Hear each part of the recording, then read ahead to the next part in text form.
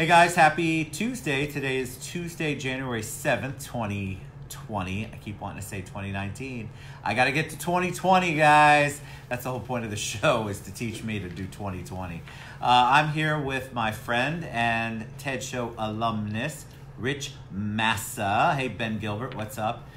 Super excited to have him on. I love the discussion we're going to have about momentum and standing out and what we're going to do in 2020 to make it different. I think people have a feel that 2020 is going to be the year because it's a new decade, new me, new you, new whatever you want to do. But I think people are motivated. So welcome back to the show, Rich. Thank you, Ted. Super excited to have you. So for the people who don't know you, people love an origin story. They want to know a little bit about you, kind of your journey to how you were born and how all of a sudden you became this person who talks about standing out and momentum. Well, first off, thanks for having me on again, Ted. I watch your show all the time. As always, you have such interesting characters. Characters is a good word. Yes, and I'm glad that you have somebody boring as such as myself. Cheers for 2020. Cheers to 2020. And basically, you know, where I was from, I grew up a long time ago in Jersey City, New Jersey. You have the accent still. Yeah. I was born in Ridgewood, New Jersey, Bergen County. So I get it, but you still have it. Yeah. How long have you been down here? I've been down here for 20 years, and Not going away, you know brother. what I lost? I lost this about 3 years ago. Is my Jersey blood for the winter? It's like you see me outside now with a hoodie on, but shorts and flip flops. Like I am a true Floridian now. I love it. It's And- too cold up there. Yeah, it is free. I mean, Can't do when it. they're shoveling snow in November, October, in January, I am just laughing because we only have like 3 cold days in Florida. It's true. So I grew up there, and you know, with parents, my sister, a big Italian family. We lived with my grandparents, and I actually grew up as a Jehovah's Witness. I don't remember that. Yeah. If you shared that before, I did not So know. there'll be a few. You're gonna leave some things, you know, for the next show, right? And I grew up as a Jehovah's Witness, kind of not a shy kid, but they taught you to be shy. And then, you know, my dad bought me a weight set when I was a kid, and I liked watching He-Man and eating Oreos, but this thing kept on calling to me. He-Man. I loved He-Man. You're dating yourself, Oh, but I it's love okay. that. That's You know, awesome. I know I look like a grown-up teenager, but I loved me some He-Man and Transformers. Yes. The original one. The original guys. one. Yeah. Not this CGI stuff they got going on now with the young kids. So I started I got really into working out, and I would have never thought that 10 years later I'd become a male entertainer for one of the biggest groups in Florida, and I loved being on the stage. So, just for the record, now it's starting to, a little bit coming back to me. Right. Remember, I do no research, so I just know I like you, and then that's the end of the story. So, a male entertainer, what does Yes. that mean? Hang on, I want to choose my words. I was trying to You can polish. just share it. You don't have to polish anything. Well, I was one of the Florida Suncoast calendar men in my 20s. It's a dream job for a guy in his 20s, but it wasn't the typical show. It wasn't just. Is this like Chippendales? For It's like people? Chippendales, Okay. but you know, these guys, they did gymnastics on stage. My best friend, who is still my best friend to this day, he's like family. He was 6'6", 240, and he sang live on stage. Like literally. So this is definitely a little more in-depth than Chippendales. And I was the short, funny guy. I was actually Mini-Me from Austin Powers as one of my acts. Nice. We put on a comedy show. We put on Grease. It was a full-on performance. And I loved being on stage. And I knew that wasn't my path. God kind of has a way. You know, I was listening to your show before about how, you know, when your spirit isn't lined up, God kind of says, Puts the signs, baby. He's trying to help you. Yeah, that's not your path, all right? So I was dating my now ex-wife, who was also a dancer and a bikini model. So life was pretty good for my 20s. Yeah, but you had a good life. real good. I was like, man, I'm dancing and bartending. I'm dating a Hawaiian tropic model who dances also. It was great. But after I retired, I was hit head on by a drunk driver. And it smashed my car, and they had to cut me out with the jaws of life.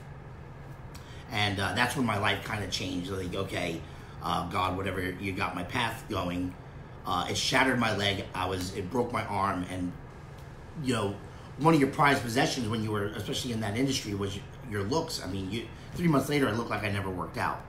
Wow. really, really took a shot to my self-image. Sure. Luckily, you know, my ex-wife stuck with me. I healed up. I became a personal trainer at a gym. I became one of their top trainers. I started breaking records. I mean, I was on a cane, training people, saying, move that. You're, you know, just a mean little. But I had a passion for fitness because I wanted them to feel as good as I did on stage, and I always liked the science of fitness and behavior. Like, how can I get them to want to do what's against our nature? Like, we don't want to work out. All we want to do is eat, sleep, and other stuff. We really don't want to. We don't want to do it. I swear, I have a great respect for anybody who has the wherewithal and the determination and the discipline to work out on a regular basis, like make that part of their. It's not part of my lifestyle or my life clock, or what were we talking about? We were talking about, like, it's not part of my rhythm. It's just Right. not part of me. But I have a great respect for people who make that a priority. It's not easy. It's not easy. So you gotta, as a coach, you gotta become good at getting people to do what they don't want to do, Right. but making it rewarding at the same time. And I love that. And I got back into shape, but then, like, God wasn't done with me yet. Even though I was, you know, thriving in my career, I had to have 11 surgeries on my leg. Those surgeries kept coming up and really wore down. I didn't realize the damage to my self-image took. And I also, you know, not growing up, but being in that industry doesn't exactly give you the tools to have a successful marriage, because we got married. So Sure. we got divorced, and I moved here to Orlando, and I love this town. I don't think I'll ever leave. This is such a great. man. I love the community here. It is it has the life of Miami, and just almost like still has a country feel. It's weird, but I love it here. Agreed. My sister lives in DeLand, and she owns an ice cream shop. Nice. You Which gotta go. one? Sweet Spot. I've heard of Sweet Spot. Yeah. So big shout out to Sweet Spot, Melissa Brissy and the Brissys, Brissy Sweet 5. Spot in DeLand. I've seen pictures, and they weren't yours. You gotta go. Homemade everything. My sister, we grew up in Nice. an Italian house, so she brought some of the recipes into our ice cream shop, and it's amazing. So then I started rebuilding my career here, and I said, you know, I want to start my own thing. And being from Jersey and having a mouth on me, my folder at the gym was like that thick. I'm like, I'm going to get fired soon anyway. So I started my own personal training business. But then, you know, that's when, again, God tests you. I lost my dad to cancer, and then I lost my mom to a suicide a few years later. She got very depressed. So I kind of lost passion in my business for a couple of years, but I still felt like that fire. Like it was like a little match, but I was like, you know, I know there's a reason why these things are happening to me, because I kept on coming back. But this one, I was like, I really need to take a back step. Sure. So I took some time to heal. I took some time for personal reflection. I got really into Buddhism and Greek philosophy. I was going to ask you. I think a lot of people they won't say it, but I'm going to ask it. Like, what do you do? So when you have that happen, and I've had friends go through different kinds of trials and tragedies. What was it that was the thing that actually helped you? Like, so you said you got into Buddhism. Yeah. Which has that calming effect. What were you doing to try to deal with it and try to overcome what you have been dealt? Well, Like wow, things you can tell them. That's because great. people don't know. They go, "Oh, that's so great Right. that Rich was able to do it. I can't do it," and then they don't know how you did it. Well, wow, you really threw a curveball at me there. Sorry. Oh, it's okay. I love Curious. I'm fascinated. it. I think each one of those traumatic experiences had something a little bit different. Like, say with the divorce, at first, of course, you get angry.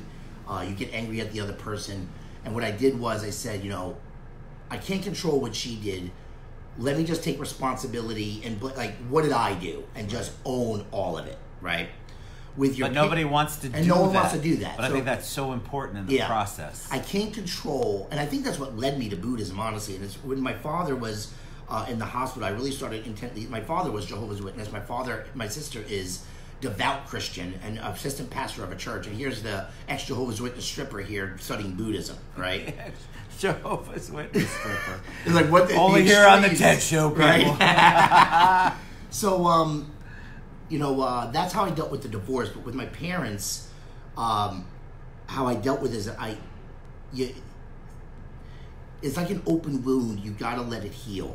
Yeah. And what Buddhism did was, I need a spiritual blueprint for me. And when I started, I took this test. To answer your question, I said, I don't have anything spiritual in my life. What calls to me? And I took this. I just literally Googled. I really think Google has the answers of the universe. Agreed. What religion am I? And I took this test, and then it said you're like 98% Mahayana Buddhist. I'm like, okay, well, let me study this for a little bit. And I dove deep into the philosophy, and then I think 2 years later, I felt a spiritual shift, and I took the test again and said I was Taoist. So, which was the second thing on the previous list. So I studied Taoism for a year or two, and then I studied Greek philosophy. I got into Nietzsche, and I wanted to understand why what happened to me happened, but also how can I get out of this hole, right? So, step by step, I understood, psychology and behavior and how you can deal with things, and how to. What Buddhism taught me is to let go of attachments. And I also took Landmark. I don't know if you ever heard of Landmark. Uh-huh. Oh yes, somebody just brought that up. They're here. Yeah. Or they're coming. Or they're. Oh, that's great. Great program. And what that taught me was, everything that you learn becomes your story, and when you feel something, your story is making those decisions. And then I got into the law of attraction, which is actually your subconscious mind, and I really dove into. I sunk my teeth into it, and I started detaching myself from my own personal experiences. And what the biggest defining moment was, I was listening to quotes from The Peaceful Warrior, the book. They had a movie, and it was about a guy who was in an accident, and he had a sensei that was teaching him about becoming a peaceful warrior, the warrior within. And he was just in an accident, and he said, "You want me to get back into gymnastics, but I just was in an accident." And he said, "The accident is your training." And Ted, I lost it. I literally, I broke down into my knees and started crying, and I started crying out to God, like, seriously? This is your training? You're training me? Like, the accident's my training? Like, you couldn't send an email or something? Something a little simpler and not so painful. Yeah, an email, a Post-it note, a letter, a pigeon. Remember those old school pigeons? Something other than all this. And I said, wow, I feel like I've been trained for this, So I wanted to... That's powerful. Thank you. Very and powerful. I said, how can so I came out of male dancing retirement at 40. Who knew? Yeah. But there was such a thing. I said, let me retrace my steps. What made me confident before? Right. It's not to relive what I was, not to go back to that, but let me go back and discover what made me what I am now. I want to go back. Right. And because we were going to do a come out of retirement show anyway, so I got in phenomenal shape. I started calling some of the old groups, and they remembered our group, because our group was like the gold standard, as it, from what they told me. I was like, okay, great. I just want to get on stage, whatever it takes. And I was like, okay. My last show, there was 700 women. I got them all up on their feet. I go, I'm done with this journey. And what's funny is, I go, okay, now I'm going to become a professional speaker and tell people how great they can be. To go from that to this. But isn't that similar? It's a similar psychology to what you're doing. Because people are sort of, if you think about it, they're, in my mind, you're coming for the same reason. You're coming to be entertained, but you're also coming to be enlightened. In a way, they're just different enlightenment. And yet you're impacting their lives. I love that comparison that you just made. I wanted to get my stage presence back, and I had to go back to what I knew. And I said, this will be a fun part of the story. Yeah. Then I sold my house, and I invested everything in what I'm doing now. I said, I want to become a trained speaker.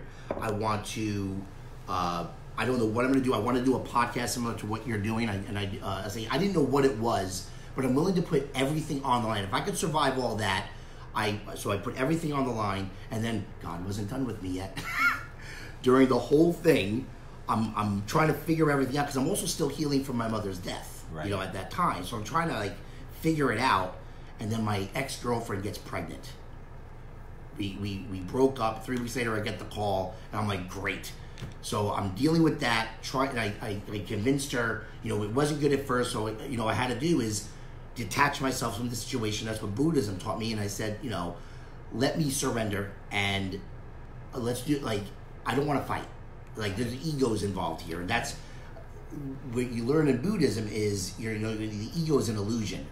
I'm not what's important. This child that coming into the world is important. So I convinced her to move here. We're co-parenting now, and I'll have literally my heart. I mean, she's teaching me more than any mentor I've ever had is my 2-year-old little girl. Isn't that amazing? Yeah. So that's where I'm at now. Now I'm here. I'm coaching people on how to set a vision, on focusing on the most important tasks of the day, and I dove deep in like how I was doing in fitness training. What are the indicators going to make it happen? How does the body work? Like how can we get the most done in the least amount of time and really make an impact? You really drive it down. Like you really get to the nitty gritty, which I think a lot of times when people are speaking or they're speakers, it's so surface. I just did a post about this. If you're speaking, if that's your world, if you're coaching, and everything sounds like a buzzword, I tune you out immediately. Yes, because I know that you are just doing the buzzwords to get paid, and it sounds good because people know no difference. So if you're really driving it down, you're really trying to get to the nitty gritty, that is such a great place to be, and I think people are hungry for it. Yeah, I'm glad that you said that. I'm sorry for getting like I get passionate. I'm Italian. Me too. So I know it's good. So you see, you know, all this. You know this. You know, head shut up in Italian. You tie their hands together. It's true. It's so true. I wouldn't even know what to do with myself. But I think people, because of the surface level that we see on social media as we're talking on it, and I even see it in movies. I see that. For a couple of years, we were just surface level. Let me just put, like I watch Star Wars. I go, Star Wars is not just lightsabers and people fighting. It's not. It was a drama. It was father versus son, light versus dark. There was a deep, like there was lessons in there. And I think we're starting, like people are done with just the CGI and the surface level. They want to feel something. And I think that's what kind of separates my coaching is I want you to feel your goal. And if you don't feel it, then you're not going to want to do it. So is that what you're doing in 2020? Talk about you have something coming up or you're working on something. So tell them what's going on. And I mean, I love the fact, because I go to a lot of speakers, mainly because we sponsor a lot of stuff. And one of the things that I find most of the time is that I am bored or turned off within about the first 30 seconds to a minute. I try to get past my own negativity and give them a couple of minutes. Right. But I'm looking, what the meme I just did recently was, okay, this is the part where I'm looking for the bar.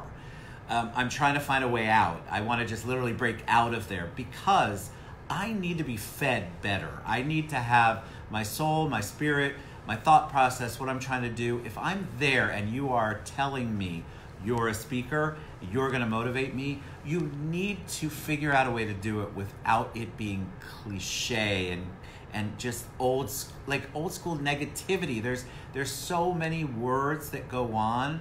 I don't feed on that, and I think people are tired of it. I can't agree with you more. And that's what I... Are you listening? I really feel there's a lot of great coaches out there. And I think that because of the buzzwords, like you see even on like YouTube, you see the headline is clickbait, right? Yeah. I think people are kind of tired of it. Even the news, if you notice the news ratings, a lot of them are going down because people are just tired, like, okay, you drew me in, I don't trust you, right? Correct. Oh my God. Worst case ever if you're a speaker and you try to draw me in and then everything's fake and literally you're talking about your book 5 minutes in. I don't want to be in the room with you. Yeah. I want to support you, but the message should be toward me because that's why I'm here and that's why I'm paying you. And yes, if I love you, I'm going to buy your stuff, but a lot of people are so focused on the merchandise and the upfront immediate thing. What I believe in is I want to offer my value first. And then that's why my first workshop of the year is completely free. It's called Goals Unleashed. Yes, let's talk about workshop. That. When is that? That's going to be this Saturday in Altamont and also next Thursday the 16th, also in Altamont. There are different locations. And what I want to teach people is, right now we're in New Year's resolutions. It's either, I call it the 2020. They either want to lose 20 pounds or they want to make 20 extra grand, right? And they say, okay, I want this. I want to be more health and wealth. But I feel there's two steps. What I've discovered is there's two steps before the goal, right? There's two steps before that. You got to find a vision of who you want to become. Like, think a year from now.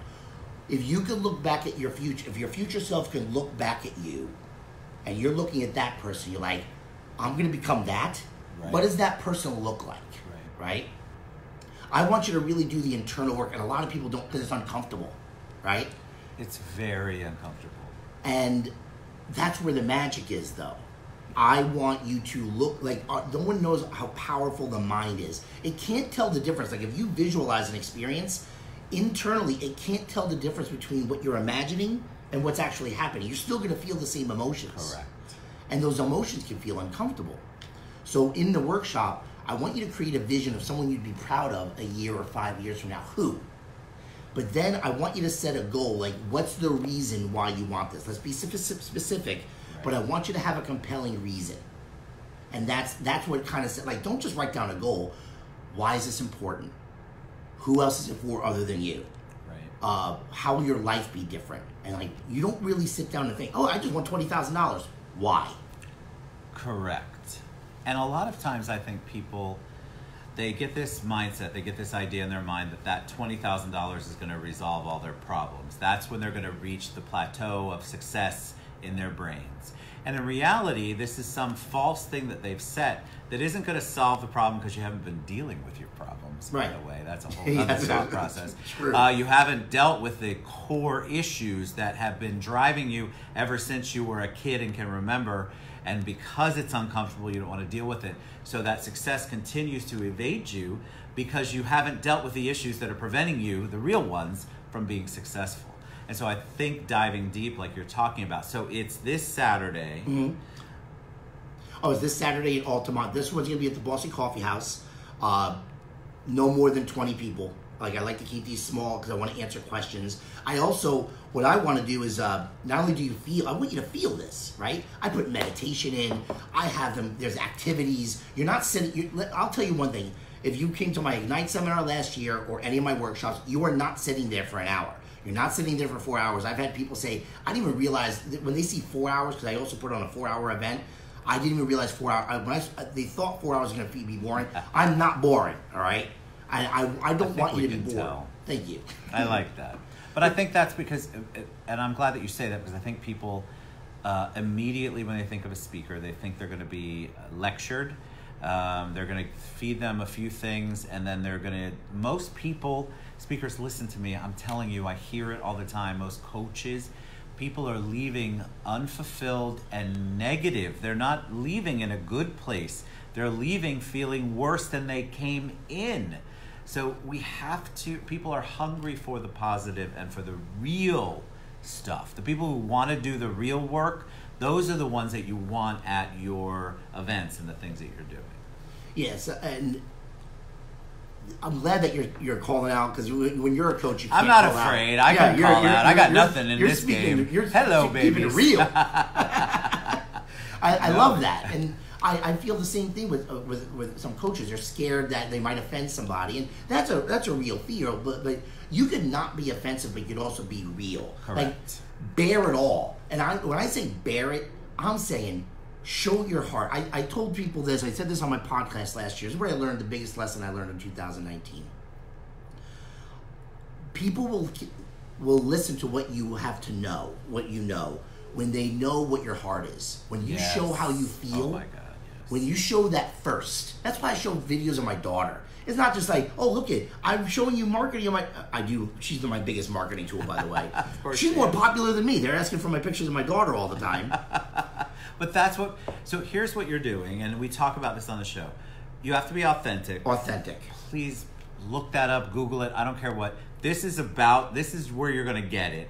And vulnerable. What Rich is talking about is letting it out. Stop putting up the facades and all of the boundaries and all of the blockades, because you can't get to the next level if the blockades are still there.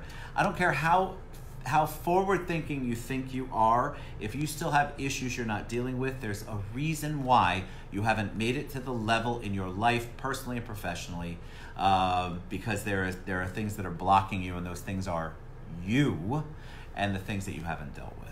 You know, I want to also talk especially to the guys out there, because originally I wanted to be a men's coach, if you look at the stats, but I've learned a few things about men's coaching. Number one, men don't like to identify they have problems, and women get mad when you talk about them. So I learned about that. But I want to tell the guys about vulnerability, and I especially when I talk to my ex-colleagues in the male dancing world. One thing I learned when I was going through all those events in my life was a lot of men think being vulnerable is weakness, but it's not.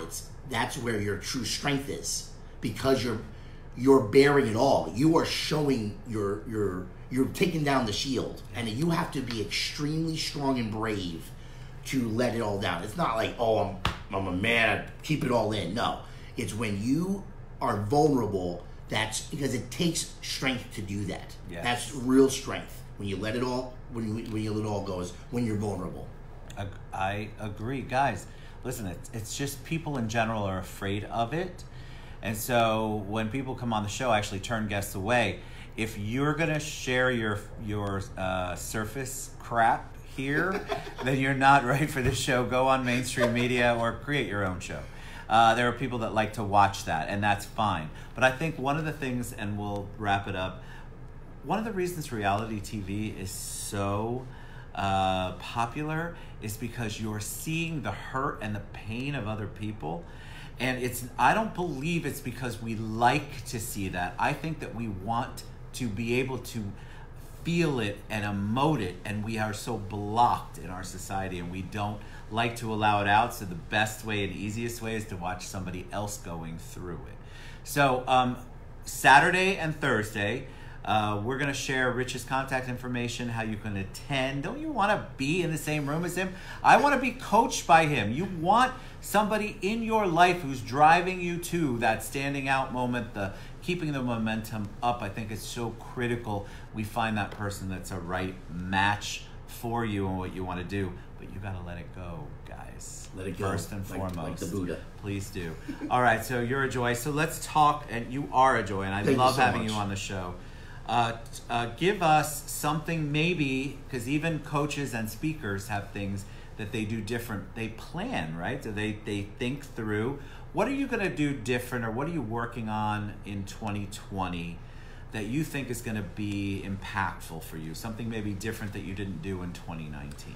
Well, I was thinking about that when you asked me before I came on. I was like, in 2019, I was all over the place because I was still building the program, and I wanted to put on my own event. And I right before, for the month of December, I started writing down all my accomplishments, and there was like literally 83, and I put it in 6 areas of my life. And I go, that's too much, right? I'm all over the place. So what I'm focusing on is, when you're a coach or a speaker, you kind of, there's an old saying in the Eastern civilization, which was, a man who chases too many rabbits catches none. So I only want to focus on coaching right now. It's like just building my coaching practice, and I'm building something called the Life and Business Boot Camp, where I'm going to bring this into businesses, because the people that I've worked with, honestly, when I started interviewing my clients and giving them my program, I was even shocked. I didn't predict the results. I mean, we have people, their work productivity is going up 250%. They're dropping 20 pounds. This is all within 3 months. And they're saving 15 to 20 hours a week. So I want to create this into a workable format to bring this into someone's business. That way, if they bring a skill set and they're super productive at work, everyone makes more money. Right. They're spending more time Italian. I want to spend more time with my family. So I'm for the first 2 quarters of the year just coaching, and then I'm going to launch the Life and Business Boot Camp. I love it. All right, so Jem says go Rich Massa. All right, you're a joy to have on. Thank you so much for sharing that wisdom. Reach out to him. Even if you can't make it Saturday, maybe you can make it next Thursday, but you certainly want to reach out to him. Tap into his knowledge and his vulnerability and authenticity. Thank you so much for being on the show. We'll be back tomorrow. We love you guys. Go out and do something different. Keep the momentum going. Stand out. Mwah.